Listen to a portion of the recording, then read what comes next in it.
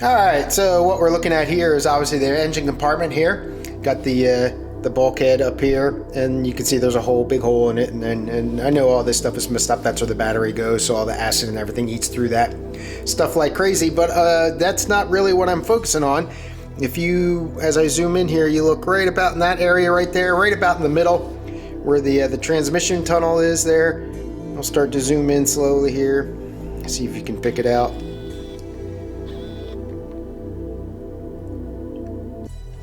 So yeah, if you look there, there's a pretty pronounced dip, and then even though I've got some of it bent back here, there's quite a bit of height difference. Oh, it's a good half an inch or so.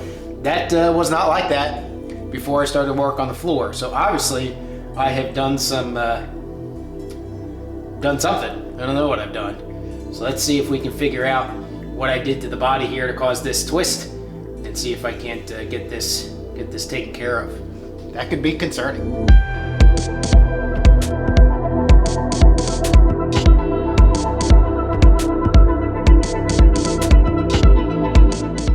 So, quite frankly, I'm not incredibly worried. Maybe I should be, but at least as of right this second, I'm not.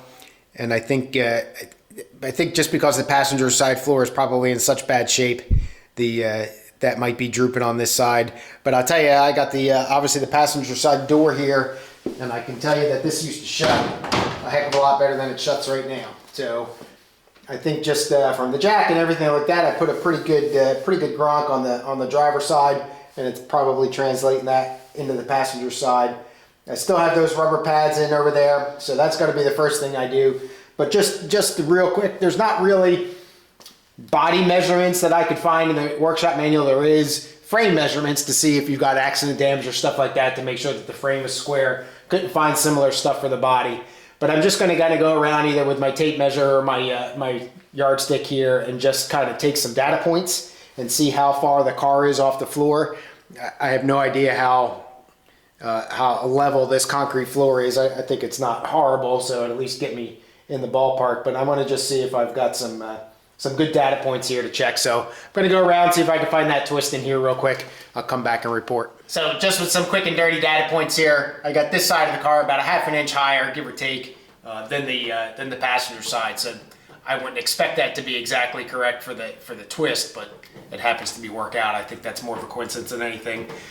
So these the felt pads or the rubber pads that I have underneath the outriggers here, just about as they're stacked up in threes, that's about a half an inch thick. So I'm going to pull that out, jack the car up a little bit so I can get to them, pull those out, and see if that doesn't do the trick. All right, super close up on this portion here that's twisted.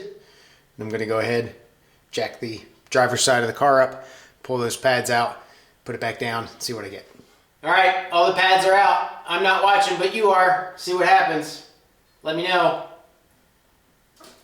All right, so I haven't looked. It's definitely closer to the floor with those out, but it's not perfect. Let's see. No, that didn't really do anything at all. That's unfortunate. Guess we'll go to the other side, jack up the passenger side, and see if we can't get some adjustment out of it. So the more I've been looking at it, the more I'm not so sure that battery box floor itself is not level. If I look at it kind of end on here, I can see that it's kind of rising up over here and falling down over here. So, I mean, when I took the thing apart, that was a straight piece. So me banging on everything and moving everything and all that may have very well knocked it out of kilter, and for some reason that's where it translated, because it's obviously inherently weak. But I'm not so sure that I've got crookedness problems, but I'm not going to deal with that now. What I'm going to look at doing is up in here. So you got what I think are three distinct pieces of metal going on here. You got this guy up here, which is like the upper front cowling, I guess you could say. And then this guy down here, which is that kind of the lower firewall. And then sandwiched in between these two is this piece right here, where these little half moon cutouts are, and that's the air box. So it looks like this lower firewall, it's got a pretty heavy duty flange on the top of it. So that comes up and then flanges in and comes up. And then On top of that, you've got the air box welded to it, and then on top of that, you have that upper flange welded to it. Captive nut here and a hole here is pretty much going to bound, and all this I don't know how well you can see, that's kind of bubbled right there. So between this half moon shape here and this captive nut is about where that cut needs to be to get rid of the piece that's the upper firewall. So I'm going to peel that piece back. Then I got to worry about the air box and the flange that makes.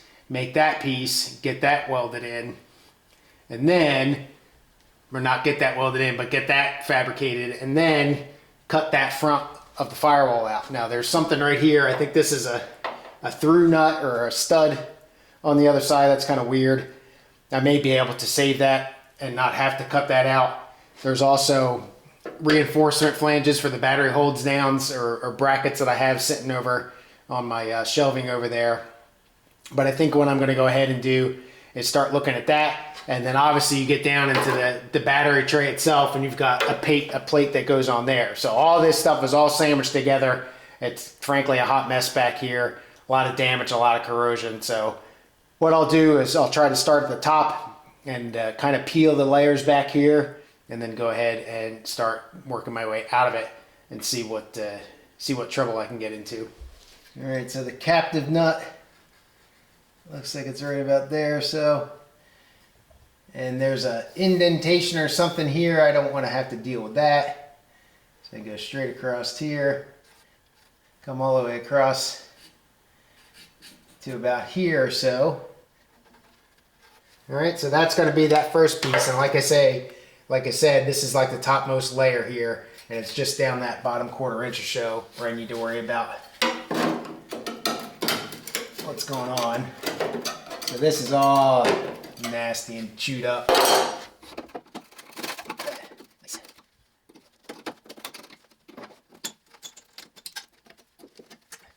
These half moon shapes, there's one here, looks like there's one in here, maybe one right here, and then one right here again. I need to try to recreate that.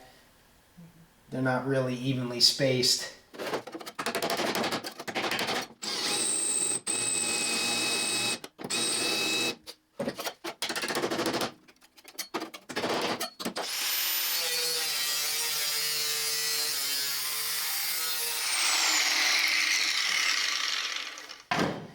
All right, so right here I'm concerned I don't want to go too deep because I don't want to cut into this air box, because I think the air box is in halfway decent shape behind there.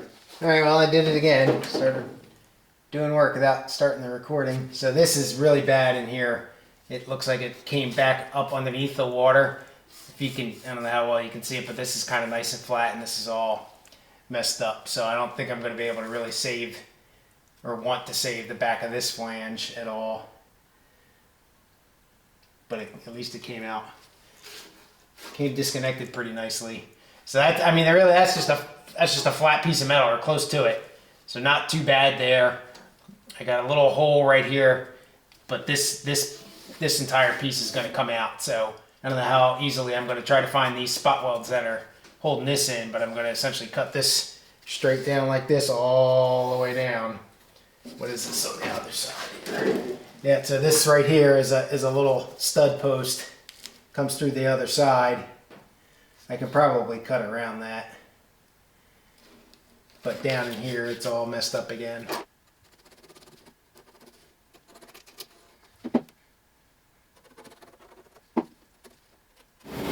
Well, that's one way to warm it up in here, I guess. It smells a little bit, but it's getting pretty warm, so it works.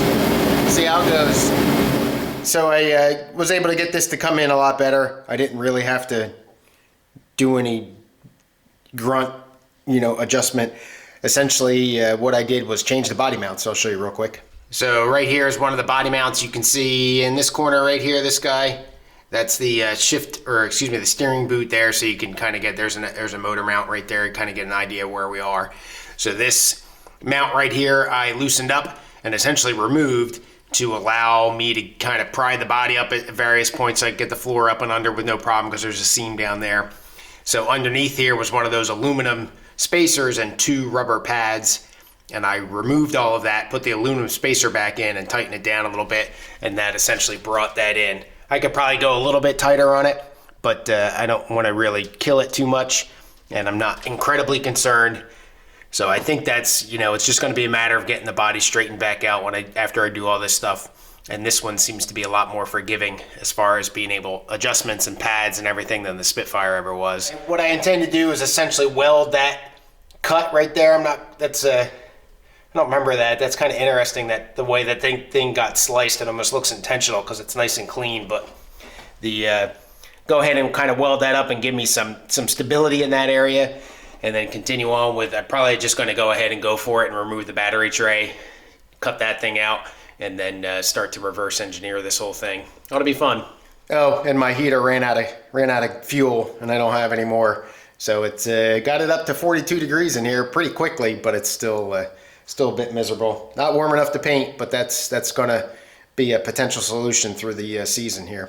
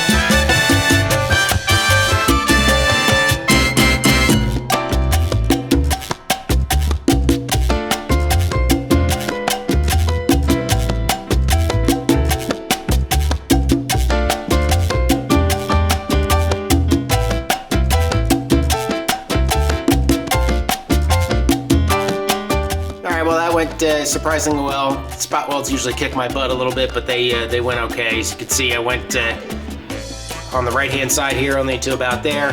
That essentially lines up with this corner over here, and then over here I went almost all the way to the end. I don't want to get into that end because I have a feeling there's brazing and everything in there, but you can see that big gaping hole where the bracket kind of got ripped out instead of drilled out, and there's quite a bit of pitting under there on the vertical surface, so I'm going to have to investigate that. Maybe come from the spot welds on that one from the back side, but I might have to replace that bottom inch or so of metal there, and then get this whole plate out. Now you see there's all sorts of strength and ribs in there. That's going to be a challenge on these, especially since the ribs kind of go into the seam or into the bend there. Not quite sure how I'll do that, but I was able to do them on that front bulkhead panel, so we'll see how that works out for me. But this is ready to cut out at that point. I'm going to break one more spot weld in there just to be able to pry it away, and then play around a little bit and see how much more trouble I can get into.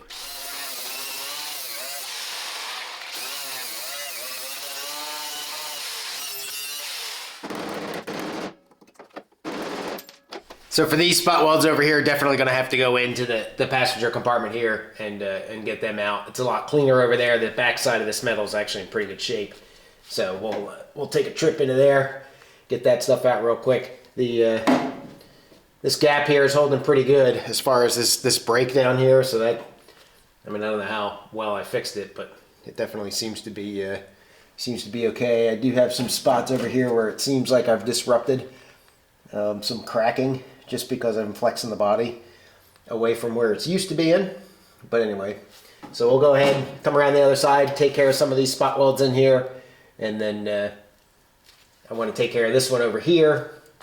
This piece is getting replaced, so I want to save this metal face here. Obviously, you can see that this one's gone, but if I can save as much of this vertical face here, what I haven't already cut away, I want to try to do that. So we'll go ahead, try to get spot welds back here, get this one back here, and then go ahead and get this thing cut out. All right, it's kind of off camera, you can't really see it, but I was able to get from the back side on both sides of the vertical portion here. So in here, that's all loose, and the one is loose there. The camera angles aren't great here. I apologize for that, but if I don't get kind of obliques here, I'm going to be blocking most of the shot. So anyway, now I'm going to go in, and I'm not so sure that I'm not screwing myself here, but I'm going to go in and cut that battery tray out at good points here. Try to get most of that rot out of here, and we'll get that out in our hands and see what I'm looking at.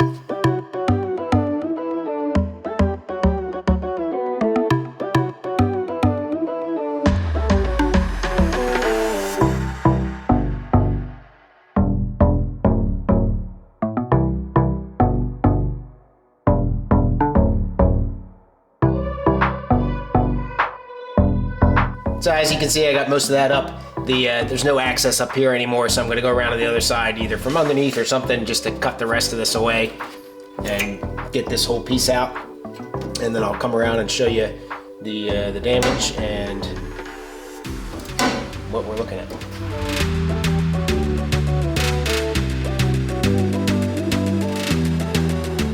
Next up, what I want to do here, now that I got the top off, I want to fix this brake to give me some stability or rigidity across the face here. It's pretty lined up right now. I'm happy with it, but there's a flat flange that runs here that the transmission tunnel stands on, and this is cracked. Sorry for the shadow, but you can see that crack, I think. So that'll be the first order of business, to get that crack welded up. And then I'm going to drill a hole there to kind of try to stop it from propagating, and then weld that up. And then go ahead and look at getting this all sized up and nice and pretty to allow those two pieces to be welded together. And that might be it. It's pretty cold down here, so we'll see if I've got the stamina to keep going. These old bones.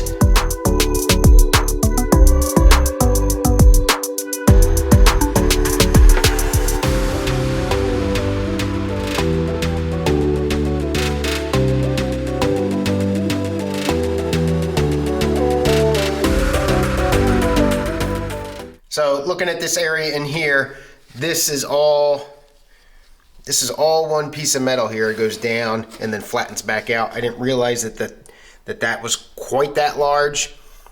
So now I kind of regret not cutting this out beforehand, because now I'm going to have to splice two. But this is pretty beat up and pretty pitted. So, but what I can do is come in from the passenger compartment and cut up this wall a little bit, and then just continue this cut straight across.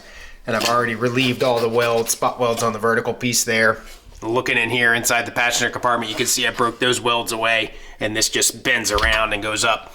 So if I figure I can cut, ½ inch or so up that vertical portion there, and that'll allow me to take care of and replace all of this in here.